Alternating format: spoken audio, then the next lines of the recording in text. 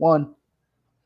All right, everybody. Welcome to another Thursday night, another live episode of The Good Life. Welcome. Super excited again. It's just three of us tonight. Kevin had he probably wouldn't mind us saying this, right? As the relationship guy, as the love guy, he had some relationship things to tend to tonight. So it's just gonna be us three, but we're gonna rock out tonight. Kobi, Stu, how you guys doing tonight, man? Chilling. Awesome. Doing great. Got some Kiwi going here strong. Shout out my Australian. Anyway.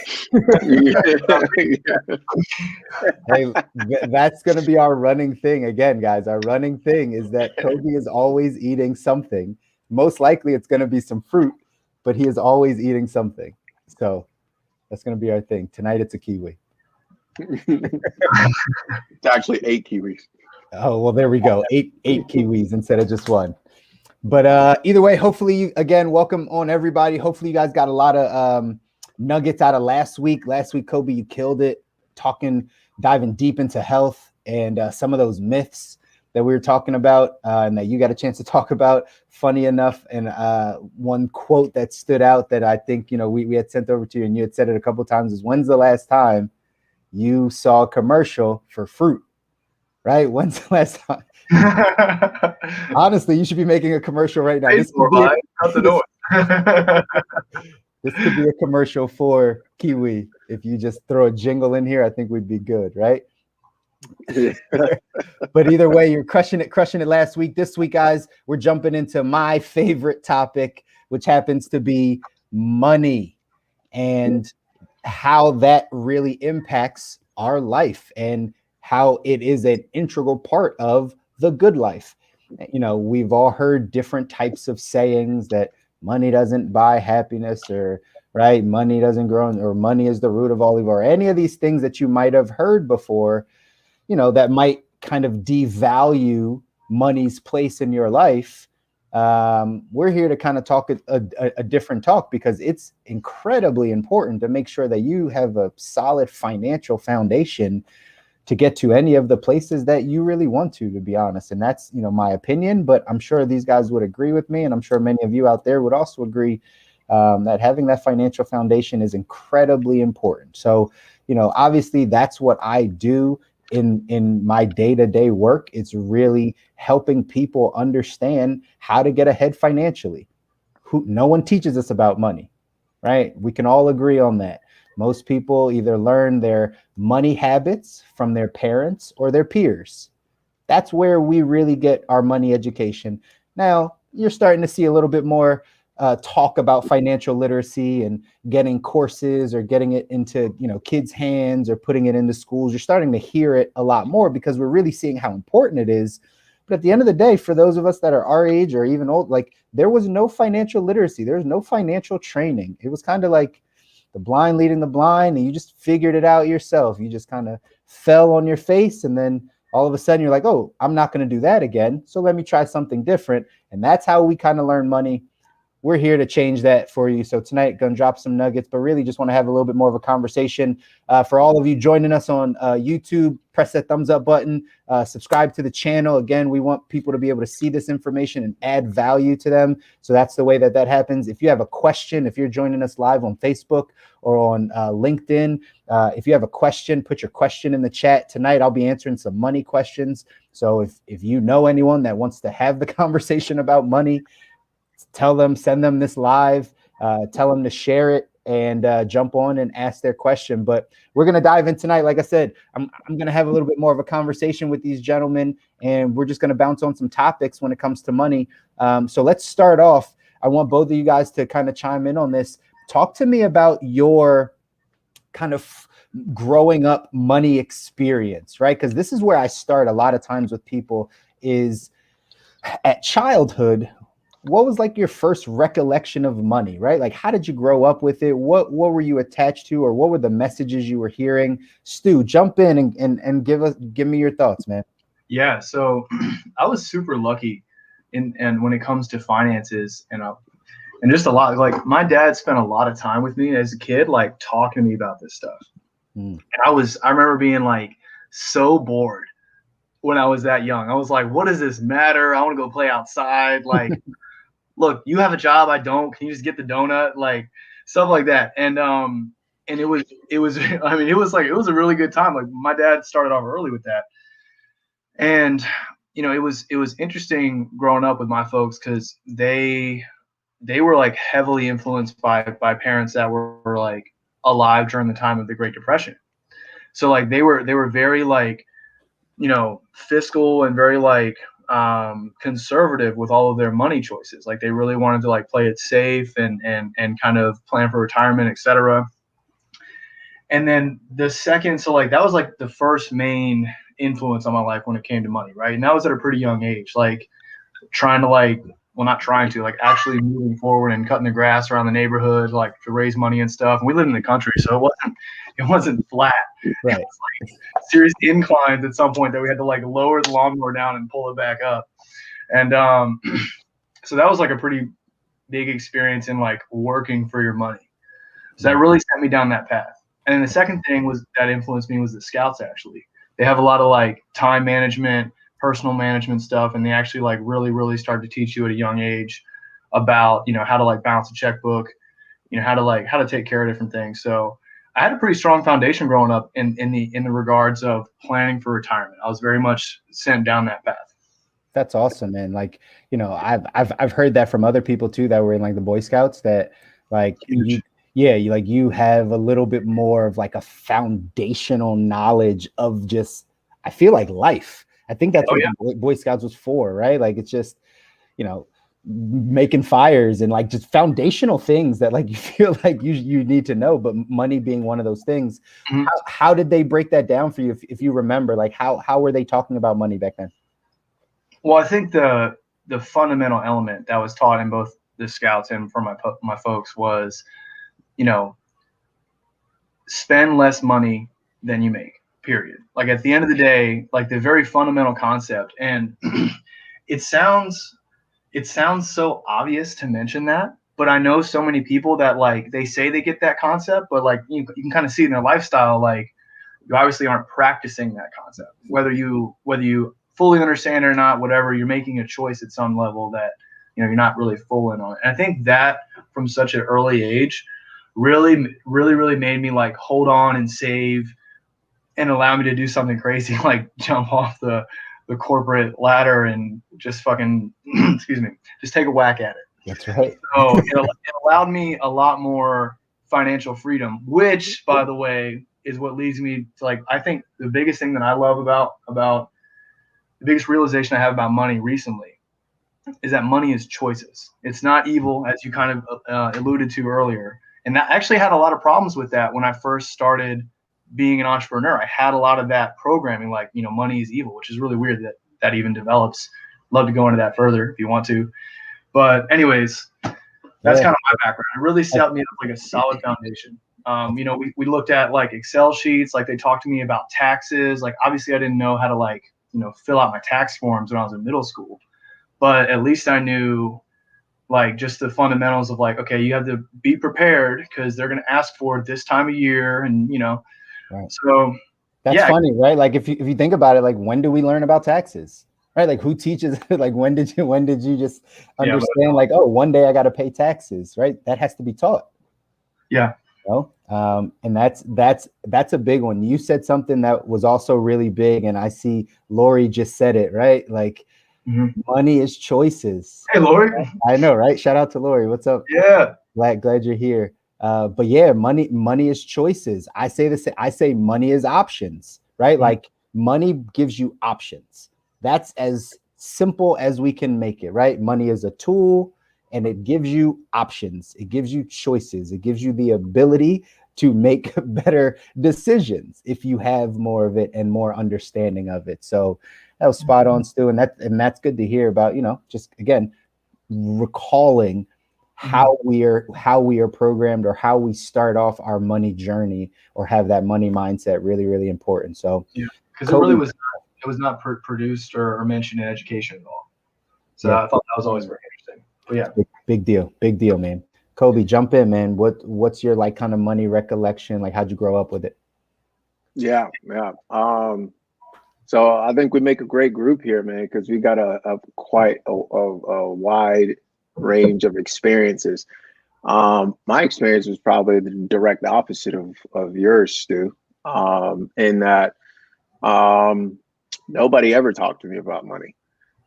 In fact, it was like if I needed anything, if I wanted anything, it was like you pray about that. You go ahead and pray, my brother. Maybe the good Lord will deliver, and maybe showed up, but most of the time, kept my expectations real low. As it didn't, and that was really the conversation about money. Like, do you have enough for tomorrow? Do you have enough for today? Right. So really, there was no planning. Right. There was no, there was a scarcity mindset. It was more, and I wouldn't necessarily, scarcity mindset in the sense of like, there's no, let's get through what we got to get through today. And of course, I'm speaking to like the middle to lower bracket immigrant family, kind of building something new. So first generation, really like trying to get established, so now I have the opportunity to make sure my kids grow up with solid money knowledge, but mine came from trial by fire. Everything I learned by fire, so I actually have a little piece, hopefully at some point will be published here, but it's called How I Got My Master's in the Streets. And I literally got my master's in the streets when it comes to this stuff. So, and it comes from trial and error. Like, when do you do taxes? Well, shoot. Hey, buddy, haven't done your taxes yet. What's going on? Oh, I should figure that out. And then I figure it out, right? How to handle money. So for me, I really learned about money, from not from my parents or my peers, but I got my behaviors around money from my peers and my parents for sure. Right. Because I never had, but I was always around people who did. So for me, it was, whatever, do the best we can. But, you still, whatever you had, you take really good care of it, so that you still can show up. So when I went off to college and everything, I was probably financially responsible for myself, probably like 15 on. Okay. If just in terms of like the normal like American life, if you will. Kobi, real quick. And we knew each other when you were that age. That's cool. Yeah. So at that point, I was pretty much 100%. Because I was on scholarship. Stu, when we knew each other. Go ahead. I was gonna say real quick, because that's different from a lot of people. And again, you being more of that, like you said, the kind of the immigrant mindset, like being kind of financially responsible at 15. I know 23-year-olds that aren't financially responsible, meaning like they can't pay their own bills and things. Like how was that different? Like, what did you see in that time that made you say like, hey, at 15, like I know I got to handle myself? Yeah. Because I knew my parents didn't have it, and I knew if they had it, then they had already given it. Right. So it wasn't like they were withholding. It wasn't like they just, my dad worked 3 jobs for most of my growing up. One of my jobs was to make sure that he was on track in terms of getting to work. Right. So I would wake him up. I would make sure he's got his stuff all set, ready to go. It was quite the process. And so, I mean, I saw my parents working hard. Right. So for me, like, it wasn't a question of like working hard to make more. It's a question of, all right, they're setting the table so that my siblings and I at some point can eat.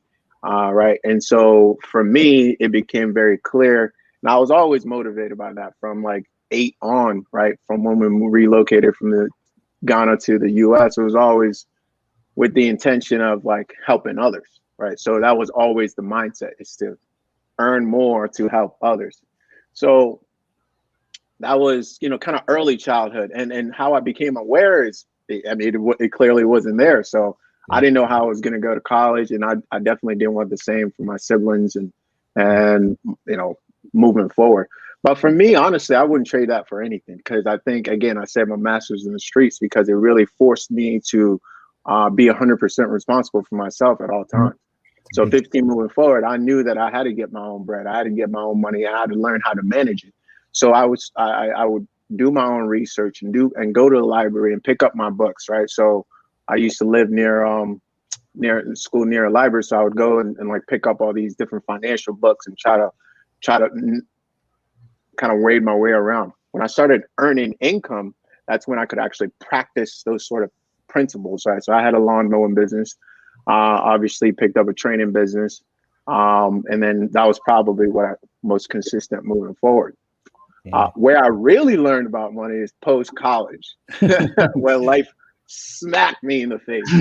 I think that's most of us though, Kobi, right? Like most of us really understand money when we get a little bit older and we really have some responsibilities and bills and debts and all types of expenses that pop up randomly. And then all these things start happening. And then you start to really understand like, right? Like I need to understand what's going on here, right? I really need to understand. And absolutely. Man, you said a lot of key things. That Damon John wrote a book called The Power of Broke.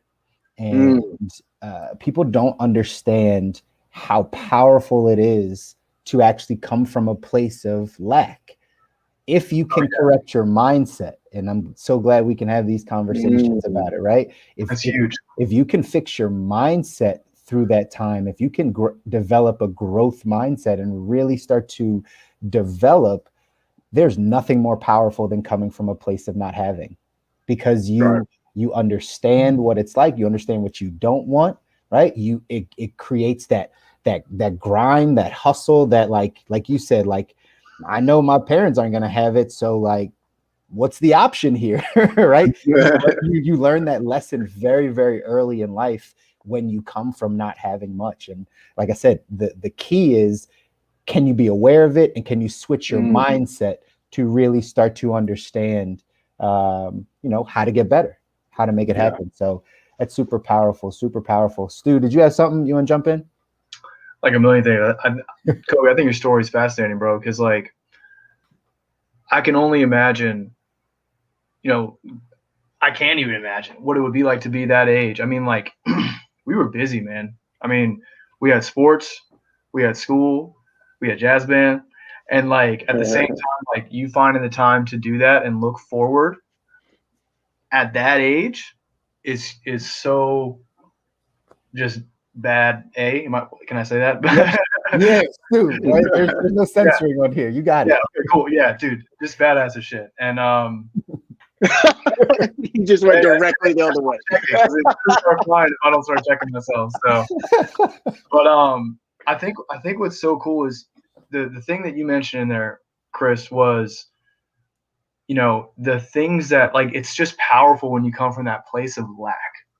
And I think that like Kobi, for you to have done that, you would have had to have very quickly at a young age assessed everything around you and the ideology around money at such a young age, and then begin to start rewriting that.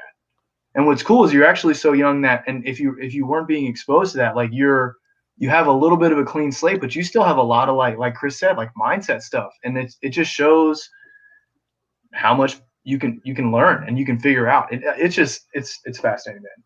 It's a big deal. Yeah. It's a big deal. Yeah. Danette on LinkedIn said, that she loved what you just said, Kobi, but she asked the question, like, did it or does it make it difficult to save and build wealth if you're supporting others? I have thoughts on that, but dive in, Kobi. Tell me your experience a little bit more. And thank you for that question, Danette. Thanks for being on. That's big. Yeah, that's awesome. Thank you for your question, Danette. Is it make it more difficult? I think there's two things happening here. I think there's a spiritual component, there's an intent component, there's a relationship with money component and energy question, and then the actual mechanics of how you're balancing your books, right? So yes, in the actual mechanics of how you're balancing your books, absolutely. Because I do believe in the principle of filling your cup and going into your outer rings. This is rings, by the way. Just like a ripple in the water, right? It starts here and then it expands into abundance. So yeah, there is a way to make sure your ship isn't sinking. But I don't think you have to come from a place of scarcity or a place of, You know, I got to make sure I'm good and whatnot. Because truthfully, and on the more the energy and relationship money side of it, I think you can only do but 3 things with money, all right? 3 things with money, right? You can save it, spend it, give it. I mean, what else can you do with money? Invest it. Yeah. Right. So let's invest, save, right? So at the end of the day, I think, you know, the goal is to run through those 4 pretty quickly, right? And the most fun you can have with money at the end of the day is to invest in somebody else, other people, right? And make enriching their lives. So yeah, that's my answer to that. That's big. It's big. I have a bunch of things to that, and I agree with all those things that you said. I'll plug one of my buddies. He might be watching on LinkedIn, or hopefully he sees this. Matt Gardner wrote a book called The 4 Money Bears, and it's for children to understand money. And those are the 4 things. Those are the 4 bears. There's spender bear, there's giver bear, there's saver bear, and there's investor bear. My daughter's 3. She already knows all the bears. If I show it right, like, you know, she'll say investor bear, saver bear, like she knows all of them. But those are the 4 things that you can do with money: is spend it, give it, save it, or invest it, right? And all of those things are important in your financial life. To kind of steer a little bit into the next question, I'm going to answer it in 2 different ways, because I hear this a lot. Again, as this is my profession and I get a chance to talk to a lot of people about money, there's a couple ways I'll take it. One, the secret to wealth building is in giving. People don't know that. But the secret to building wealth is actually in giving. The more that you give, the more that you receive. It's exactly what you were saying, Kobi, about the energy. Like, that's actually what happens. Okay. Now, on the other side of that, I give the example, and I tell this to a lot of people. You know, when you're flying on the plane and the stewardess, and right before you take off, they have the little saying that says, hey, if we lose cabin pressure and the mask drops, you're sitting next to your child. What do they say? They say, put your mask on first before you put it on your child, right? Now, for most people, that's counterintuitive. If you have a child and the plane's right, like there's a real serious problem, you're going to protect your child. It's just kind of how it works in nature. The reason they have to tell you that is because if you don't put your mask on, you can't help your child. Yeah. That's the same exact thing with money, right? So there is a place that, again, the secret to wealth is in giving, but you have to put your mask on first in order to be able to help someone else. Otherwise, you're not going to be able to help anyone over the long haul. Right? You might be able to give a little here, give a little there, might make you feel good. But if your mask is not securely on, meaning you're not at a financial foundation, right? You're not at a place where you have savings or you understand your money, your cash flow is good. If you're not at that place, it's very difficult to secure someone else's mask if yours isn't. Right? So bunch of different ways to take that. But Stu, jump in if you had something to add to that. Well, you know, it's something that you hear a lot about in like theoretical discussion. I love this question so much. Like, you hear about this a lot. Like, is it harder to build your own wealth when you're giving away? And I think I like to imagine it like if you're growing and becoming more stable and really like gaining like momentum when it comes to finances at a faster rate than you're giving out, I think you're going to be okay. If you are, every time you grow your assets or you get some cash flow and you immediately get rid of it, but you don't keep any to save, you don't keep any to invest, then it's kind of that same situation. Put your own mask on first. I actually love that phrase because it was referenced in one of Logic, one of my favorite artists, one of his songs. He literally like screams out, he pauses and is like, "Lil, seriously, put your own mask on first." And from his perspective, when he started like really rising as an artist, there were a lot of people coming to him like, "Hey, can you help me out with finances? Can you help me out with finance?" And he had to like set boundaries. And I think that's what it is. It's not like a yes or no. Do I give to others or not? It's like you have to find the right boundary that allows you to grow, so you can keep, you know, that ripple effect going out, like Kobi was saying, but you're not like, you know, you're not really inhibiting yourself. You got to find that balance. Big deal. That's it, man. And if I may, Chris, piggyback on that, for both of, you know, I'm a big reader, actually a big listener. I listen and then I read if it's good. But four spiritual laws of prosperity, Edwin Gaines. That's my recommendation right there. 4 Spiritual Laws of Prosperity by Edwin Gaines. This is exactly what she touches on.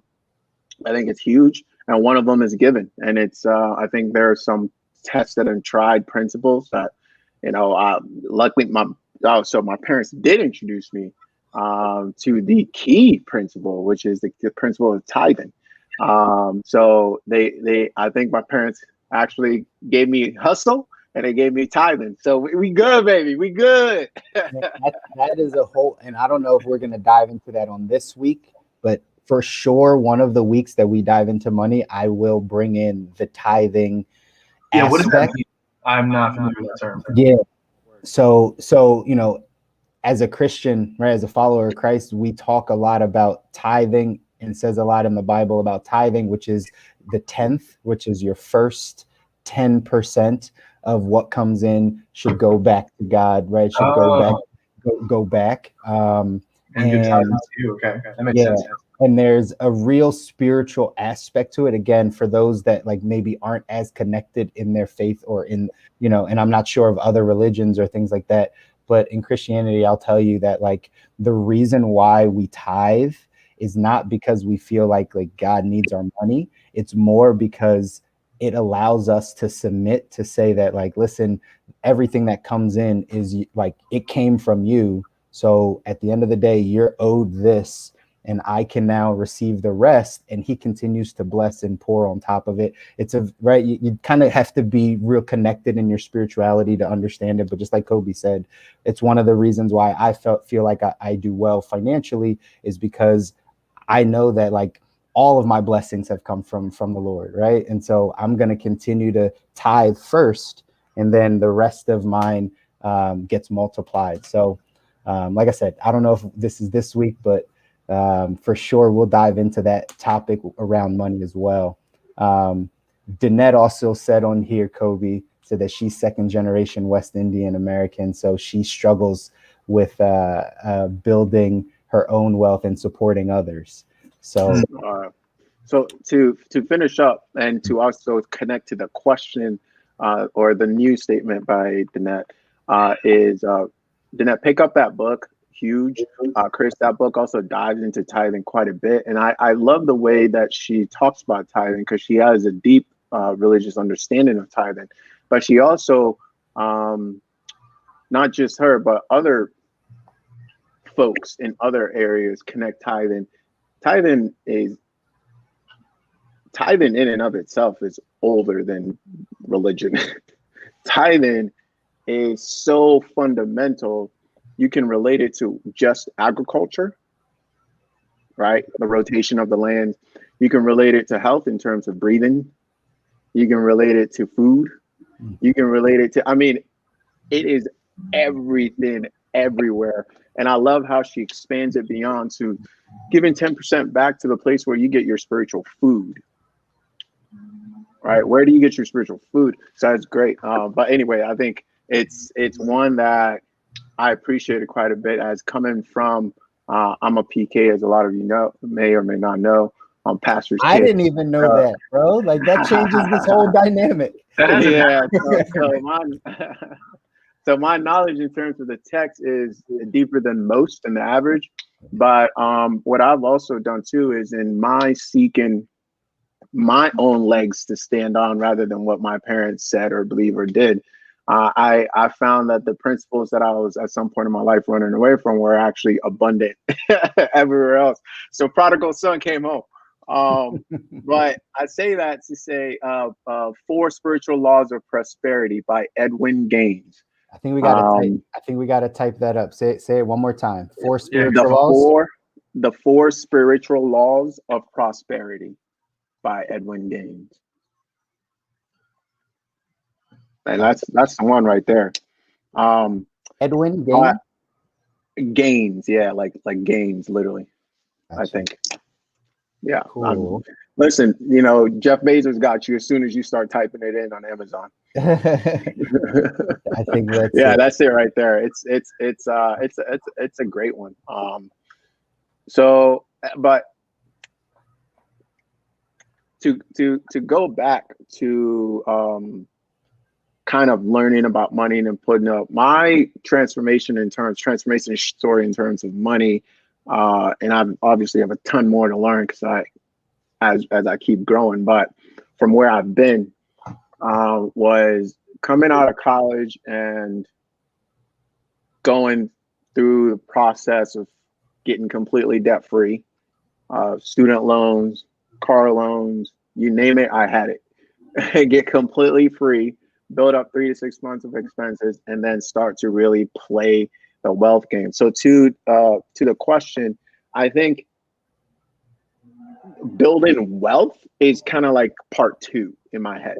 So you build a foundation first, but building wealth to me is kind of like part 2, in the sense of a lot of people that I know need to first do what I did to get out of debt and to have the foundation to move on. And obviously Chris is a lot more to this thing. Is that?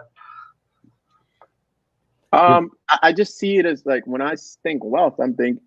Go ahead, Chris. I mean, you're hitting the nail on the head. It's the number one thing I preach, right? Because most people, is how I explain it, most people are trying to be at a 201 level of their financial life when they really are on a 101 level, right? And so 101 becomes foundational things that you need in place in order to build wealth. Most people hear, and this is the good and the good and the bad of social media, because we think that wealth can be created very quickly. We think if you just invest a bunch and put it in the right investments, like, you make it, right? And that often is not the way that it works at all. Building wealth, I think what Warren Buffett says is the reason why most people don't build wealth is because they want to do it fast and make it exciting, but building wealth is slow and boring. Yep. Right. And nobody wants to get rich slow. That's the exactly. Quote. Yeah. Nobody wants to get rich slow. It's true. It's true. And so where I sit and what you're saying, Kobi, is the same thing that I teach people is, listen, let's make sure I look at 6 areas specifically. This is what I do specifically. I look at, where's your cash flow? How much is coming in? How much is going out? Back to what you said in the beginning, I think, was it Stu, that you said, like, spend less than you make? No, that was you, Kobi, right? Spending less than you make. Yeah. Oh, no, it was Stu. Yeah. Yeah. So spending less than you make. Very simple concept. People don't practice it, though, right? Very, very, like, people just don't practice it. But that's why we have to look at your cash flow. If your expenses are higher than your income, we already have a problem. You shouldn't be investing or doing all these things. Like, you have a foundational problem. Yeah. Or if that number is very low, like some people are working off of a discretionary income of $200, or right. I know plenty of people that make 200 grand and their expenses are 200 grand. It's all the same deal, right? So we have to look at cash flow, number 1, 2, that short-term savings, just like Kobi said, 3 to 6 months worth of your income, but really 6 to 12 months, because that's a better foundation. I heard this, I think, in a Clubhouse room earlier, that someone was saying, like, you have to create a new zero for yourself, right? Your new zero, or your new, like, even, is 6 months worth of your expenses in the bank. That's your zero. If you ever go below that, it becomes negative, right? So that becomes your standard, so that you can go invest and do. That's a great way to put it, a new zero. Yeah. Right. That makes sense. So that becomes foundational as well. Then the debt piece, like Kobi said, if you're sitting in high credit card debt or high interest debts, well, you got to get rid of that before you go off and try to invest, right? And then there's some, protection pieces that we also look at foundationally. Your insurances, health insurance, life insurance, right? And then your retirement aspect. What are you doing? Do you have a retirement account? Do you have something that you're putting away money long-term that you're not going to touch, but it is gaining some form of interest? That's not fully investments, right? Your midterm investments, or your, real estate, or any of those things. That's just, are you socking something away long-term that's getting you some interest? And then, do you have the estate plan pulled together? That's like a will and a trust. So that's what I call foundational things, right? That's foundational. None of that stuff has to do with credit or interest, like, or investments. That's 201, right? That's financial 201. And people are on the 101 level, and they don't want to recognize that they're on the 101 level, because typically social media, people around, especially now especially during 2020 and the pandemic, where sports betting went high, and then stocks went high, and then gambling got bigger, and then the lottery gets bigger, and all these like get rich quick things that are legal, right? The legal get rich quick scams that are out there, right? Like they just, all of a sudden people just started diving into those, neglecting their foundation. And we're gonna see, right? We're gonna see some ramifications from this. People are over leveraged in the stock market. They're over leveraged in certain places, and you know, I'm privy enough. I get a chance to lift up the hood under a lot of Americans' kind of personal financial life, and what it looks like on the outside isn't always what it looks like on the inside. And people are really sitting kind of in the same place, like just not having that foundation. So that is key. That is key. Stu, what did you have to that, man? Did that answer some of your something that you were thinking about? Oh man, I mean, I'm just really enjoying this reminder, because you know, for me, I had my zero, and I've allowed myself to compromise that zero to go off on this adventure. So it's interesting because I'm constantly thinking, what is my pull the cord eject? I'm being dramatic. New zero. Like when do I actually kind of go back and reconsider like, you know, corporate life or like a more conservative route or a part-time job? Because for me, like I'm all in. And Chris, I was talking to you about this, and Kobi as well. Man, you know, you get a year into something you're committed to, like you start to see some results. Like we're getting there. But is it what I made? Is it? No, it's not. That's okay. That's okay.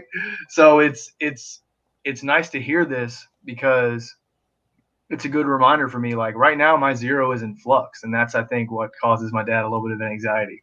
But it's just such a fundamental principle that I'm glad that we've kind of drilled back down to that, because sometimes you catch yourself. You guys are fully aware of this. Like when you start thinking outside the box with, you know, providing value and receiving energy, receiving money in return, you start thinking of all these different types of ways, but it can get very easy to be thinking about that 201 stuff and forget all of a sudden like some of that 101 information. So powerful stuff. Powerful stuff. Yeah. It's big. Really dope. Yeah. Go ahead, Kobe. Yeah. Stu, I think all of us are entrepreneurs here and at different stages in our career as entrepreneurs. So I think later on, something I like to speak on, I like all of us to another topic one is kind of how to make that jump. All right. Having done it now, I got tips on tips on tips. I'm sure you guys do as well. Some oh no, and some yes, you need to do that yesterday. So I think there's a lot of value we can really bring there. What's funny is my fault, Kobe. Go ahead. Cut you off, but I was gonna say what's funny is this entrepreneur talk kind of goes back to that power of broke, right? Like people don't understand that before you every entrepreneur has the story that before you really take off, you hit the bottom. Like, you hit the bottom. It's like a part of the process, right? It's just funny, baby. It's just the way it goes. People don't get it, but like, and funny enough, right? We can bring this in, the fear, right? And one of the things I was going to talk about tonight, but I'm glad we're having this conversation. But yeah, the fears that start to come in and the emotions that come in when you are about to, or you feel like you're about to hit a bottom, or all the money's going out, or right, bills are piling up, or whatever starts happening to you. Normally from a financial standpoint, you have these emotional things that start to happen because you've overvalued the money. And one of the things that I found in my own journey, and you guys can probably speak to this too, is when you really get to that bottom point and you don't have the money and like the bank account's negative. I don't know if you guys have been there. I've for sure been there, right? When the bank account's negative and all those things, you have to start to look at something other than money.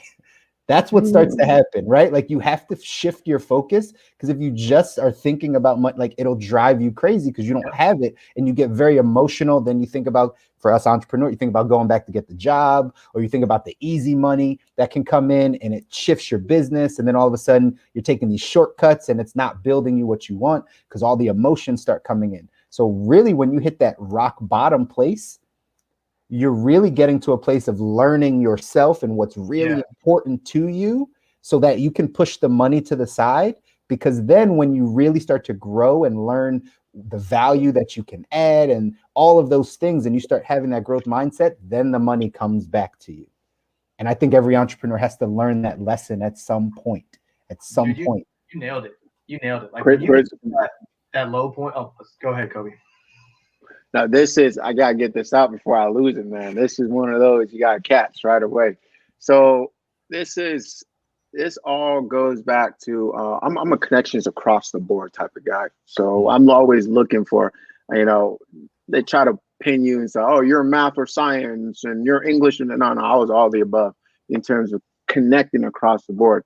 When I really look at this, I said something last call that I think really shows up here as well, is that the first real currency was energy, and we replaced money with that. And that's where you get the two people that split, that go, oh, money is really bad. And those are like, yeah, well, it's kind of the way it is, right? Nothing is inherently bad. Mm-hmm. Mm-hmm. Nothing is inherently bad. It just comes down to what works and what doesn't work. What have we agreed on? What haven't we agreed on? Was the agreement broken? Was it not broken? Right? So that's, your girl wasn't mad that you cheated. Is that you lied about cheating, right? It's probably the cheating part too, bro. It's probably the cheating part too. Like, she probably has a couple things. Okay, fine, that one too. But just the sentiment, the analogy there is what I'm making. And I look at it, and then I also look at like professional athletes or anything you do professional, that you're doing something to earn money. I was looking at reading the Oxygen Advantage, which everybody should definitely take a look at. But he talks about it towards the end of how he works with a lot of professional athletes who have lost the joy for the game, right? Mm-hmm. So the original currency was the joy, was the energy. Once you replace the money, they lose, they get confused. And it's not that the money is bad, it's that they lost the original energy behind it. It's the same thing for entrepreneurs, in my opinion. You were an entrepreneur first for something other than money. When you bring the money in and you get too fixated on the money, or in terms of whether you have it or you don't have it, or what, right? Both sides of being fixated on it. Then you lose that joy, you lose that energy for what it is that you were doing in the first place, and the money will not follow. Yeah, I think that doesn't mean that it's bad. Yeah, exactly. And I'm gonna piggyback on that, and then I'll let you jump in, Stu. But I think a lot of times, Kobe, when we do step into that world of entrepreneurship, we put too much value on money because we're fearful, because we're normally leaving a job. Mm-hmm. We're leaving steady income, and that's all we've known. And then we branch out to do this entrepreneurial thing. And the thing that's on our brain the most is money. We think we have a good idea. We are passionate about what we do. That's why we started. Or maybe we're not passionate, but we see it as like something we can add value to or whatever. But we overvalue money when we're transitioning from employee to entrepreneur. And that's that lesson that has to be learned by hitting rock bottom, is that no, it's not about this money. It's not, right? Like, it's about all of the things that you said you wanted to build, the people you wanted to help, right? The value you wanted to add. And when you have no money, that's how you learn what those things are and how you can deliver those things. So jump in there, Stu.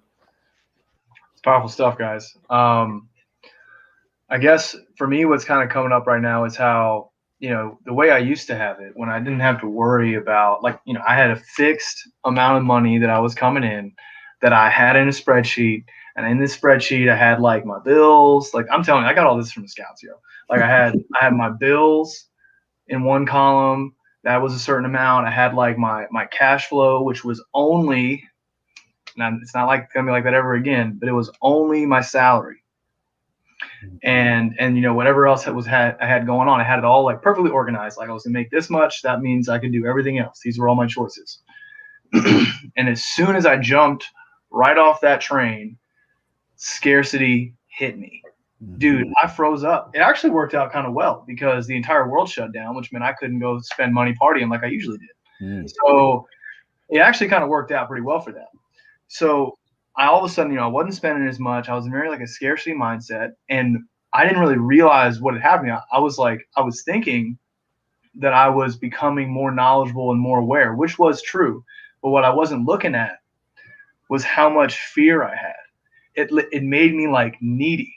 And you guys know this, like, you know, when you're starting a business and you have like a needy vibe about you, it's like, well, man, are you trying to provide me a service, or am I trying to provide you some help financially? Like, what is the deal here? Mm-hmm. So I felt that transformation. And then eventually you get to a place where you're like, dude, let's remember, like you guys said, like, let's remember why we got into this. We got into this to help people. And then all of a sudden the money doesn't become an issue. Like, then you have other ways, you take your mind off it. Like you said, you allow yourself to stop fixating on it. And that's when you begin to thrive. Because I think everybody I know that puts money at the top of their list, man, they just have so many like unattended to things in their life. But when you don't have money as the number one priority, you attend to those other things and realize that money is just like the energy currency of our world. It's not like the goal. It's not like to just sit in a room full of gold and like be King Midas and just have a great time. Like, so it's pretty cool. Anybody considering making that journey, like all three of us can speak to how powerful it is. Like, and you guys were starting to talk about the spiritual part of money, which I think would be a really, really great episode for us to do, because it really is powerful. You start bringing out so many like shadows. Like you really like, that's what I was going to say. Finally found it. Awesome. After this awesome rant, what I was going to say was you see yourself for the first time, like really, really see yourself when you're at the bottom. You know who you are. And once you've been there and you know who you are, like things start to open up because you start to speak your voice and you start to be in like exponentially more authentic, and it's crazy. Pressure either busts pipes or makes diamonds, right?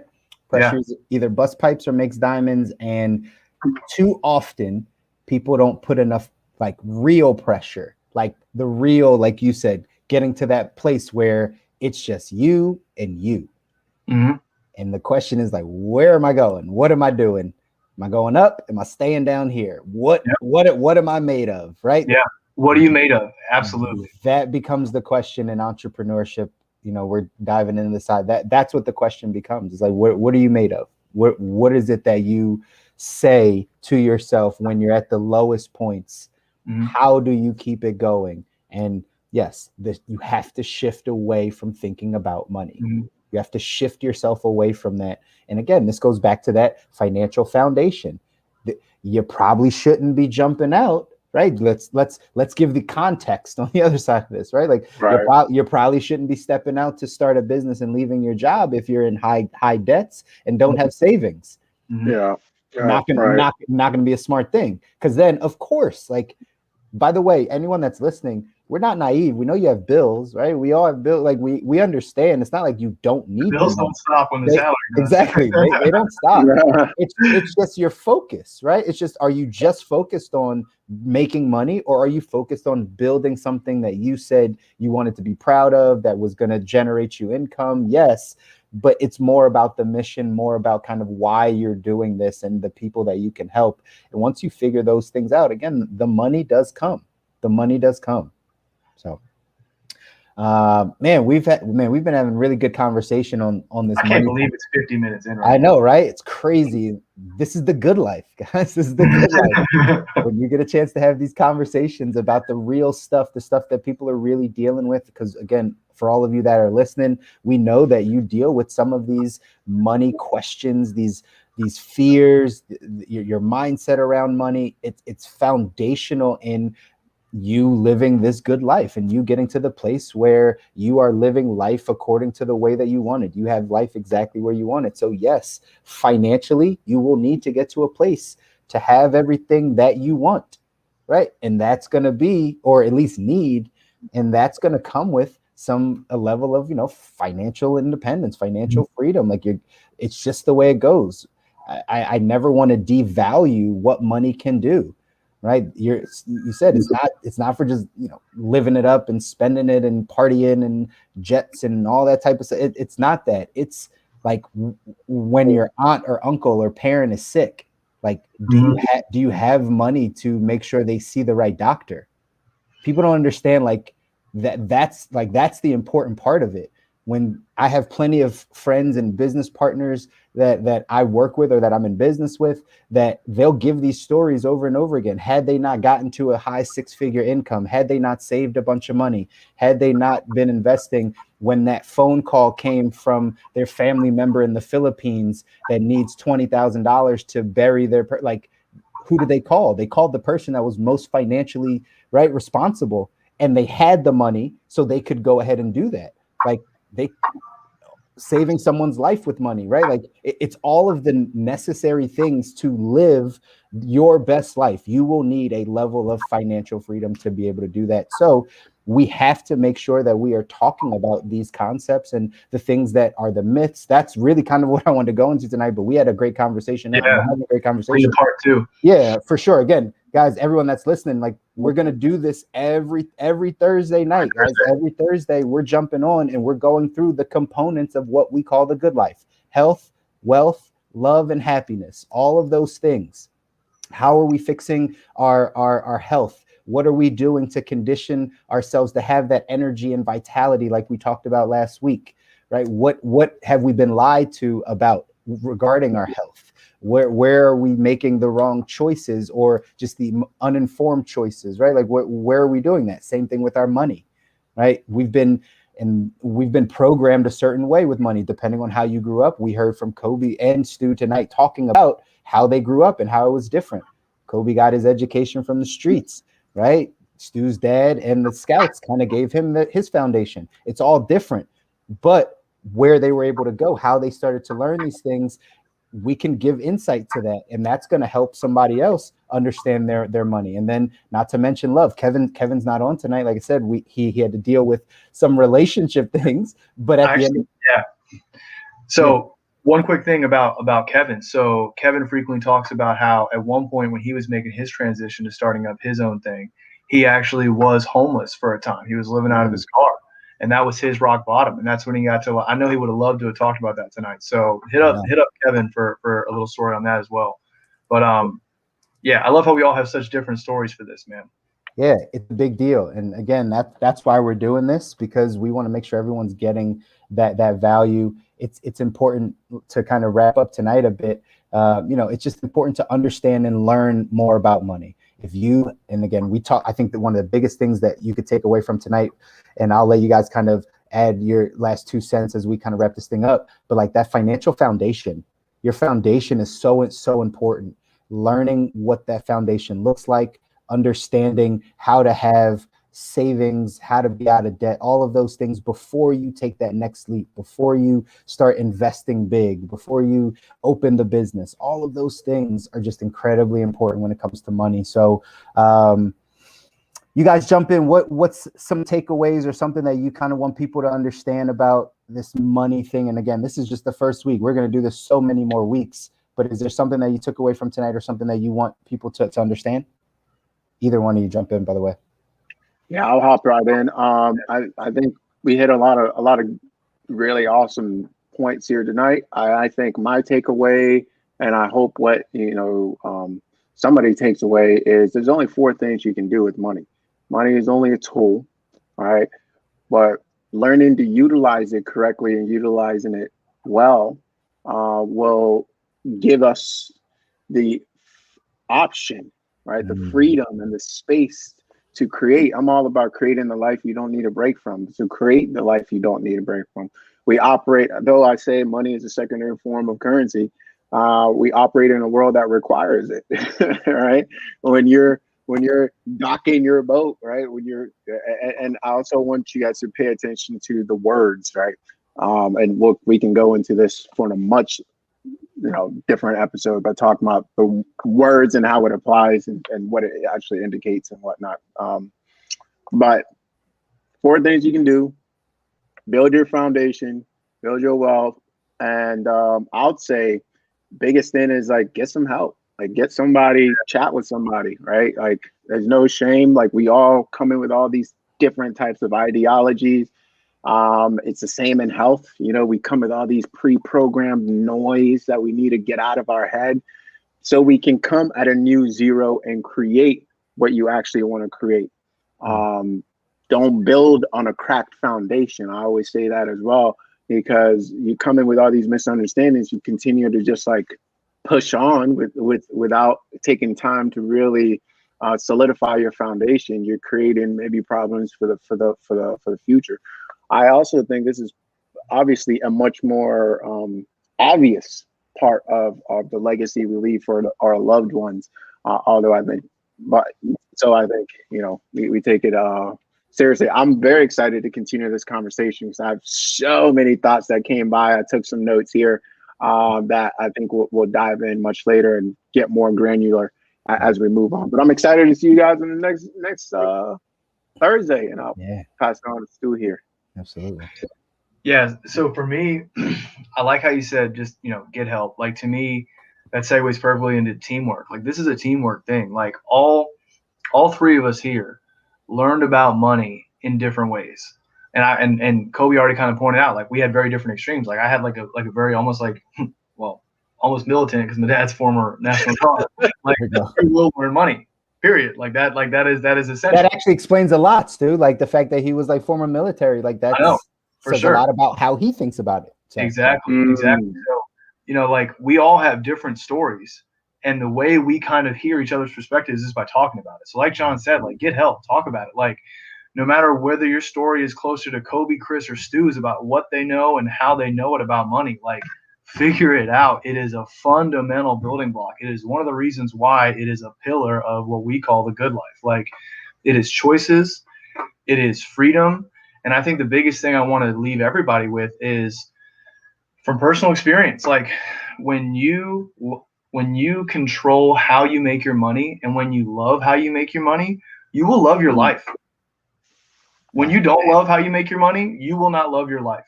Or you will have to say, this is the part of the day I don't love, and I will try and make the most of everything else.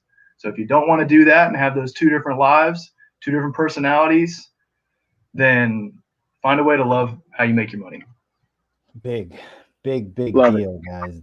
That's huge. And I don't think enough people pay attention to that side of it. But we only get one life. Why are you spending it for 40 years, 40 hours a week, hating your life? Like, I would never think that would be something that you should do. And, again, I'm just one person, Kobi, Stu, we're just guys here chatting with you. But honestly, like, that's going to unlock a lot of things for you. It's going to unlock a lot of things if you can learn how to make money and enjoy what you do, like genuinely enjoy it.